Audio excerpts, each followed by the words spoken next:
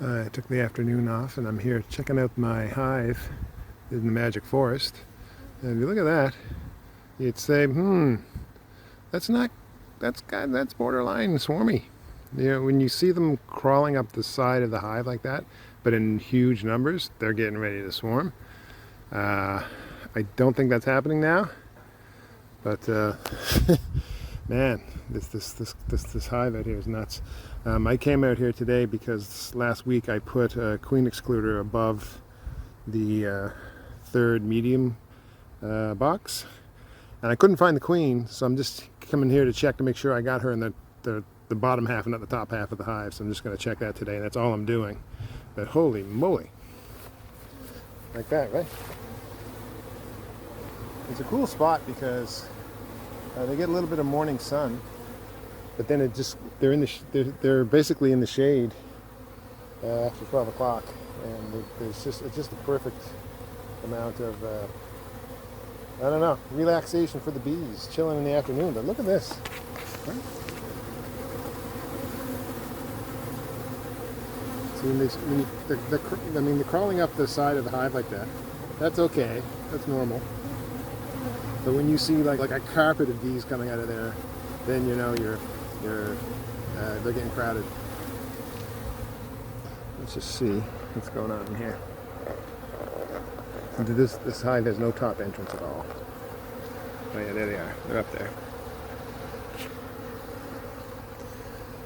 The queen excluder is right here, so I'm just going to check into this box right here, and if I see any fresh brood up here after a week, then I know the queen is laying in here instead of down there, and if she's up here instead of down there, then I'll have to deal with it. And this hive is a 3 medium hive that I set up last week, and it's set up purely as a swarm box, basically. It's full of old drawn comb, and if they need a place to live after a swarm and they can't find anywhere else to go, beggars can't be choosers, and chances are they'll go right in there. I don't mind these bushes around the hive like this. It's providing a little bit of, I think it's cooling the bees off on hot days like this. I think I got to cut it though. It's getting maybe a little bit too long. Jeez. Whenever I see that, I still remember my first swarm, and it was very similar to that. And I was like, I hate this. Anyway, I hope I don't find any swarm cells. And I thought I had 7 boxes on this hive, but I only have 6. And I wouldn't be surprised if I have to put a 7th one on soon. So the only ventilation that these bees are getting is, this is a piece of hard insulation I kept on top. And it's it right here. So they got this, that little hole right there, and so this little space above the inner cover. That's it. That's as close as they're going to get to top insulation, and I think it's, well, I hope it's good. We're going to find out. So they're not working, they're sort of working the top box, but they're just the center frames, and not many bees up there except in the middle. And you can see here, this is one of the frames, the first frame I took out. You see that light spot? That was a big gap of in the comb. It got damaged, and so they're building new comb and they're filling it with honey, or nectar. So good stuff. So this is the second box from the top. You can see there's some drones in there, drone comb, but that's stuff that I left in there last time I was here. Because I just let them backfill that drone comb and fill it up with honey. And this is a foundationless frame. It's honey. Looking good. So that's the second box. And it was full of mostly partially capped and full frames of nectar. So I pulled 3 of them. I got one down there, and I took the least filled ones from the top box, and I sort of did a slightly checkerboarded situation. And do I need to bother to dig down to that leather box to see if there's a queen down there? I will, but look, I haven't gotten stung yet, but if I get stung, I'm out. So this is the next box, and you can see this was a foundationless frame, I think about a week ago, and so is this one. It says 2023, but ignore that.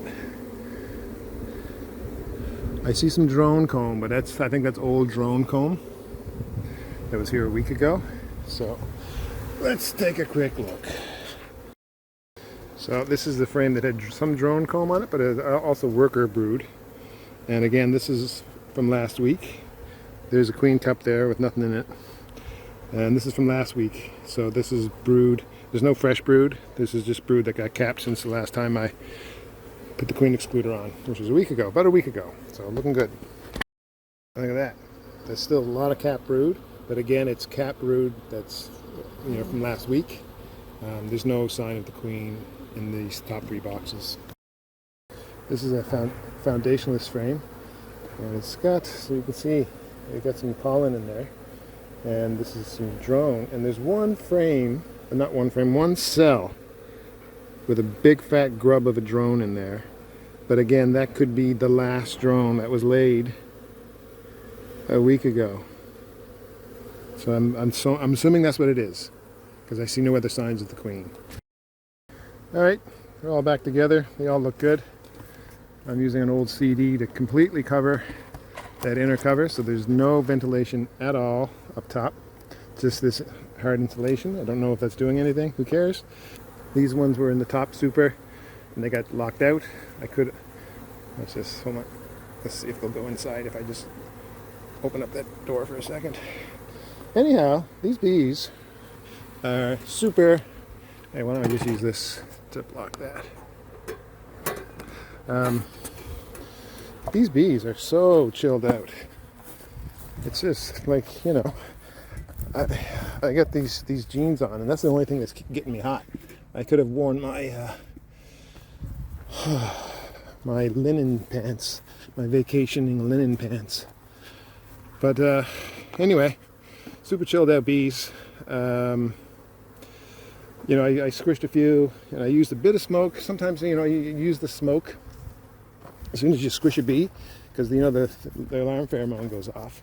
So just hit them with smoke as soon as you do that, and reduces the risk. But with these bees, man, they just go, oh, you squished a bee, oh well, and like 2 seconds later they just ignore you. They just don't care, which is a great response for me.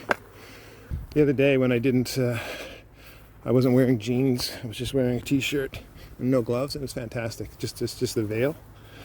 It was fantastic, and I think I'm gonna. If I keep working with bees like this, I'm just gonna. I mean, I could have done this in shorts. They just didn't give a shit about me at all. So, yeah, I'm gonna go with not swarming and relaxing. I use this brick on top of the hive, but I don't think I need it. I've got one of my original wax dipped heavy duty top covers from Lewis & Sons that's from 2009, still going strong.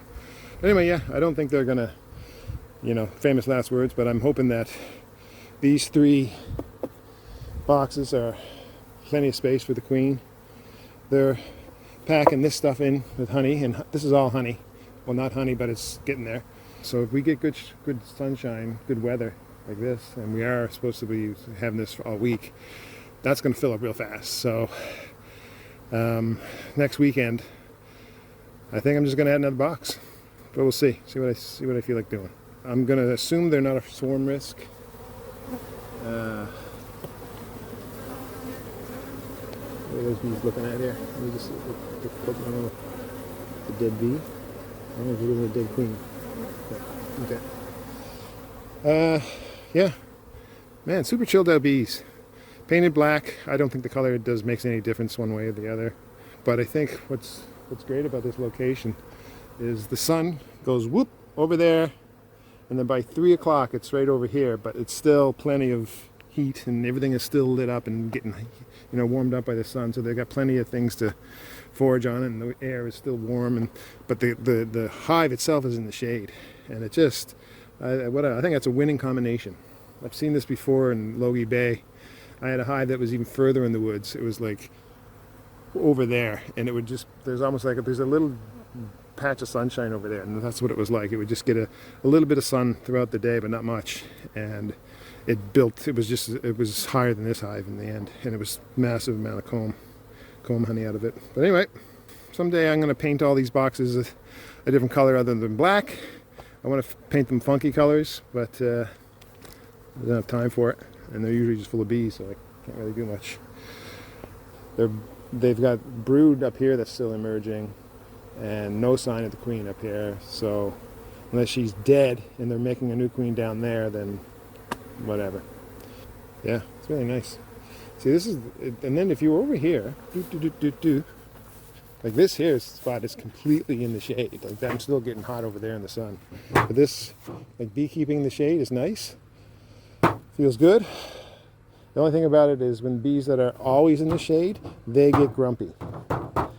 And bees that are always in the sun can get grumpy too, but definitely bees that are in the shade, if they're cool, they get grumpy. But if you give them the heat and a bit of time to cool off, they're cool as old beans, man.